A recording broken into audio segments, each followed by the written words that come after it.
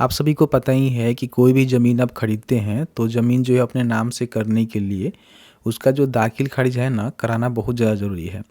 ज़मीन खरीदने के बाद दाखिल खारिज के लिए आवेदन जो है पूरी तरह से ऑनलाइन की जाती है। इस वीडियो में बताएंगे कि आपने भी कोई ज़मीन की खरीदारी किया हुआ है या फिर आप साइबर कैफ़े वाले हैं और कहीं ना कहीं दाखिल खारिज के लिए आवेदन करना चाहते हैं तो कैसे आवेदन कर सकते हैं, किन किन बातों का विशेष रूप से ध्यान रखना होता है और कौन कौन से डॉक्यूमेंट आपके पास होनी चाहिए अपलोड करने के लिए। वीडियो में आगे बढ़ने से पहले आप सभी से रिक्वेस्ट ये भी रहेगा कि अभी तक आपने इस वीडियो को लाइक नहीं किया हुआ है, प्लीज़ वीडियो को लाइक करिएगा, शेयर करिएगा। सबसे पहले क्या करना है कि आपको जो है बिहार भूमि सर्च करना है। तो फर्स्ट में biharbhumi.bihar.gov.in का जो ऑफिशियल वेबसाइट है ना देखने को मिलेगा, यहाँ से ओपन कर लीजिएगा।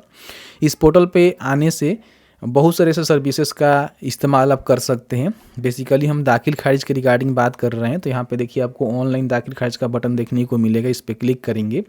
यहाँ पे अभी तक आपने साइन अप नहीं किया हुआ है तो यहाँ पे पंजीकरण का बटन देखने को मिलेगा। यहाँ पे अपना नाम, जन्म तिथि, अपना जो भी जेंडर है, श्रेणी है, Aadhaar number, mobile number, alternative mobile number, कोई आपके पास वैकल्पिक मोबाइल नंबर है तो वो भी दे सकते हैं, और यहाँ पे ईमेल आईडी।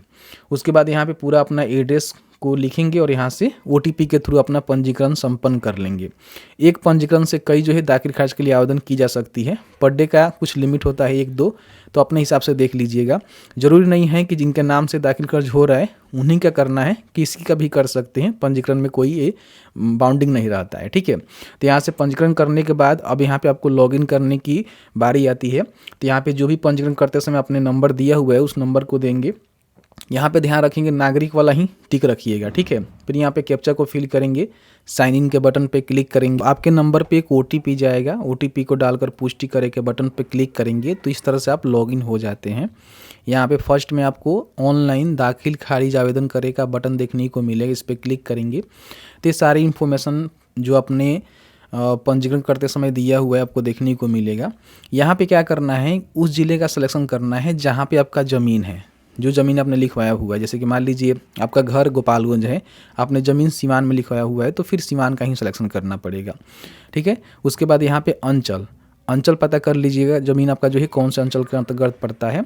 और यहाँ पे देखिए नया दाखिल खारिज आवेदन करने का जो बटन है ना देखने को मिलेगा, जिस पे आपको क्लिक कर देना है। अब यहाँ पे देखेंगे तो कई सारे जो है स्टेप है, सारे स्टेप को कंप्लीट करके आपको फॉर्म को भरना पड़ता है। सबसे पहले यहाँ पे कुछ बेसिक इन्फॉर्मेशन आपको भरनी होती है। कुछ जानकारी मैंने यहाँ पे ब्लर कर रखा हुआ है क्योंकि पर्सनल इन्फॉर्मेशन यहाँ पे पहले से जो अपने पंजीकरण किया हुआ है ना वहाँ से ऑटोमेटिकली आ जाता है। अब यहाँ पे देखिए आवेदन करने वाले का प्रकार क्या है, जो आवेदन यहाँ पे कर रहा है। आप स्वयं क्रेता हैं तो इसका सिलेक्शन करेंगे। अगर मान लीजिए कोई साइबर कैफ़े वाले हैं या फिर उनके घर के कोई अन्य सदस्य हैं, आवेदक कोई सेवा प्रदाता है, मतलब कि आप सर्विस किसी को देते हैं तो इसका सिलेक्शन कर सकते हैं। आवेदक कोई तृतीय पक्ष है, जैसे मान लीजिए हम और कोई और ज़मीन लिखवाया हुआ है और कोई और इसका दाखिल खर्च के लिए आवेदन कर रहा है तो तृतीय पक्ष भी हो सकता है। बट यहाँ पे मान लीजिए आप साइबर कैफ़े वाले हैं तो ये वाला, और खुद अपना कर रहे हैं तो ये वाला सिलेक्शन आप यहाँ पे करेंगे। जैसे कि मान लीजिए मैं सेवा प्रदाता का यहाँ पे सिलेक्शन करूँगा तो यहाँ पे नाम वगैरह वगैरह एडिट भी कर सकता हूँ। यहाँ पे देखिए एप्लीकेंट का जो नेम है ना उसको मैं हटा सकता हूँ। इससे क्या होगा कि आवेदक का पूरा नाम, किन का नाम लिखना है, जो ज़मीन खरीदा हुआ है, जिसके नाम से ज़मीन खरीदी गई है उसमें से किसी एक आवेदक का नाम यहाँ पे आपको लिखना है। कई बार क्या होता है कि 2, 3, 4, 5 लोग मिल के ज़मीन रजिस्ट्री करवाते हैं तो सबका यहाँ पे मेंशन करने की आवश्यकता नहीं है, किसी एक का नाम यहाँ पे दर्ज आपको करना है।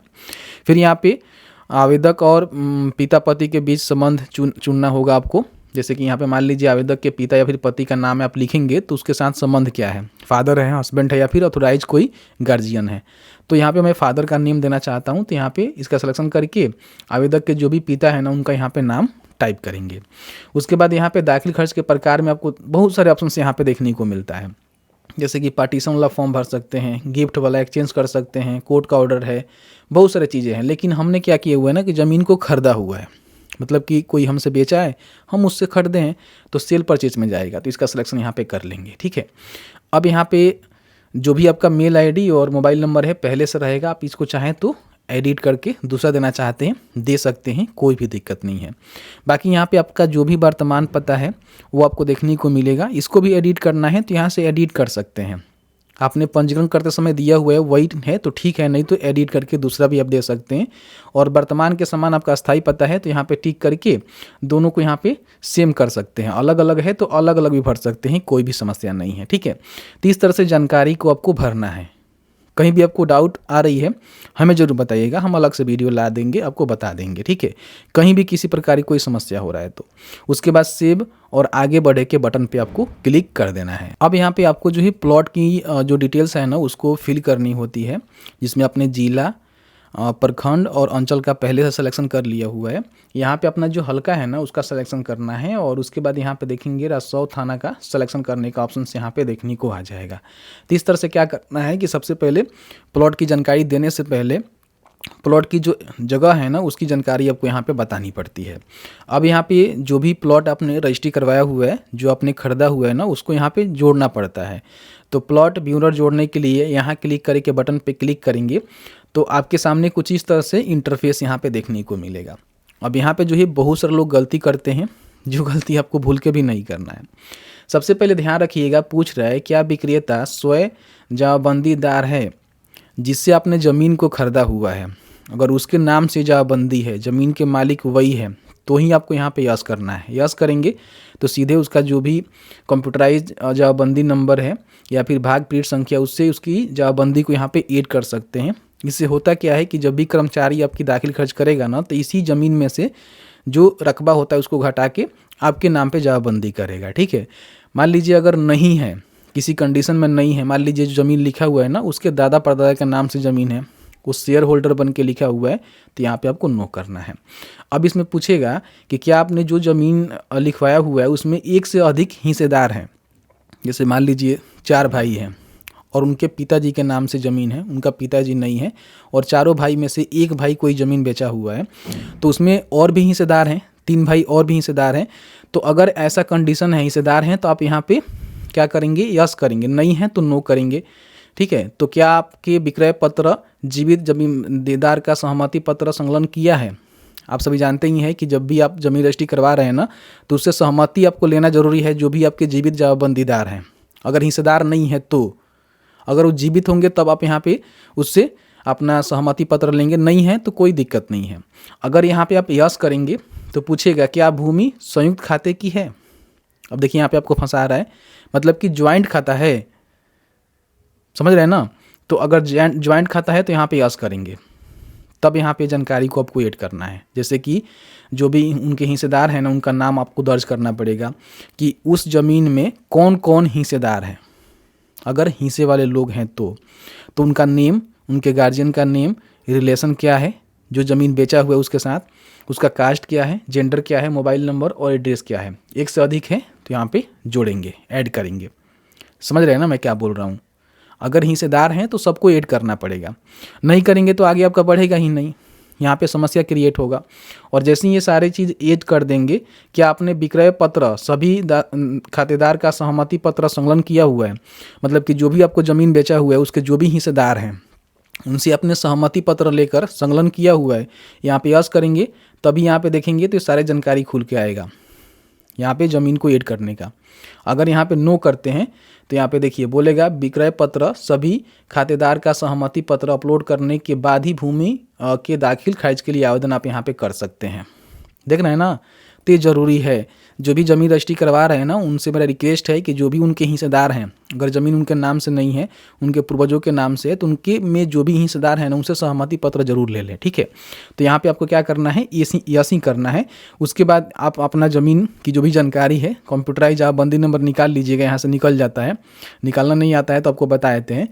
यहाँ पे देखिए आपको देखने को मिलेगा जमाबंदी पंजी देखे, इस पर क्लिक करेंगे और क्लिक करने के बाद जो भी ज़मीन की डिटेल्स है उसको डालकर, आप जानते होंगे, नहीं जानते हैं तो बता देते हैं। जैसे कि गोपालगंज का मुझे देखना है, प्रोसीड करेंगे, हल्का का सिलेक्शन करेंगे जहाँ पे मेरा ज़मीन है जिसका मैंने रजिस्ट्री करवाया हुआ है, और उसके खाता नंबर, खेसार नंबर या फिर जो भी आपके पास जानकारी है ना उससे आप सर्च करके देख सकते हैं।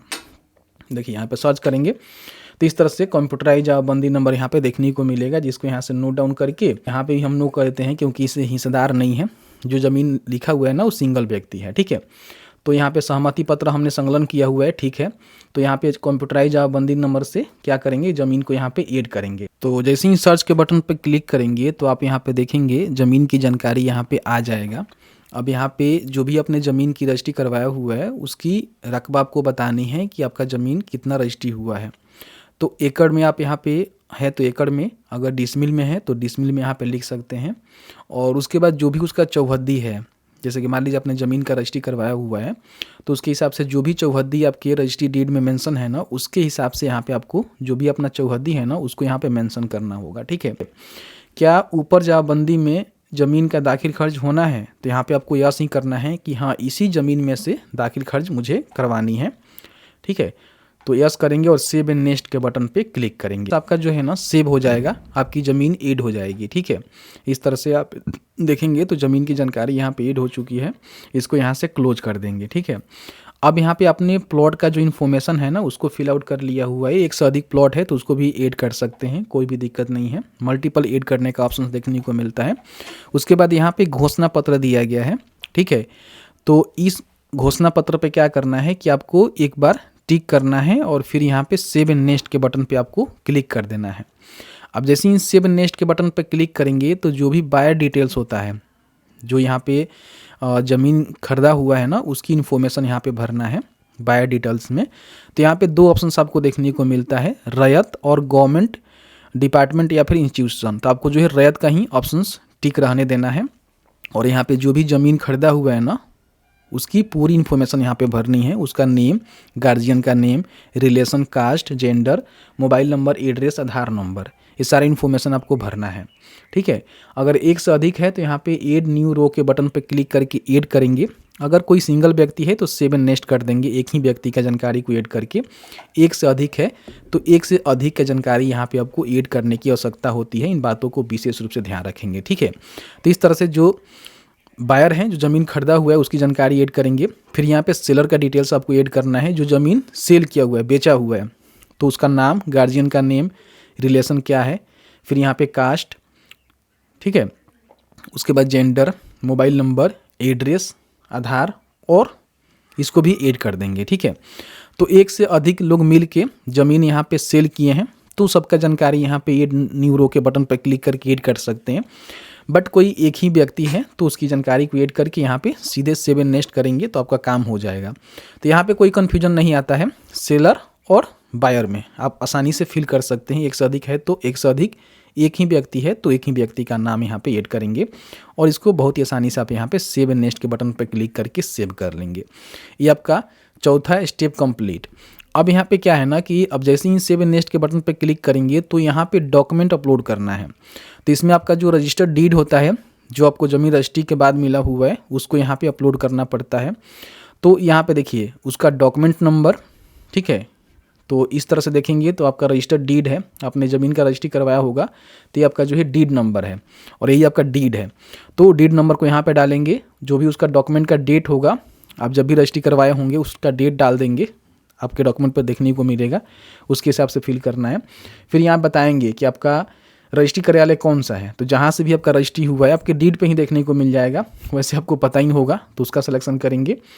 और क्या करेंगे, 2 MB से कम PDF फाइल में स्कैन करके जो भी आपको डीड मिला हुआ है जिसमें बहुत सारे मल्टीपल पेज होंगे उसको स्कैन करके अपलोड करना है। ध्यान रखिएगा, बहुत सारे लोग गलती क्या करते हैं कि उसमें जो भी बायर है ना उनकी आधार कार्ड और साथ ही साथ उनका जो सभी डॉक्यूमेंट है, रजिस्ट्री डीड है, उसको फ़ोटो कॉपी कराकर सबसे पहले उस पर सिग्नेचर करना है और सिग्नेचर करने के बाद स्कैन करके अपलोड करना है, सेल्फ टेस्टेड करके, बिना सेल्फ टेस्ट किए अपलोड नहीं करना है। तो इस तरह से PDF कोई भी मर्जर से आप PDF को मर्ज कर सकते हैं और उसको यहाँ पे बड़ी आसानी से अपलोड कर सकते हैं, कोई भी समस्या नहीं होगा, ठीक है। चूज फाइल के बटन पर क्लिक करके अपलोड कर देंगे। और अगर मान लीजिए 90 दिन के बाद अपने म्यूटेशन को कर रहे हैं तो उसका रीज़न ही बता सकते हैं, नहीं तो इसको छोड़ देंगे, कोई भी प्रॉब्लम नहीं है।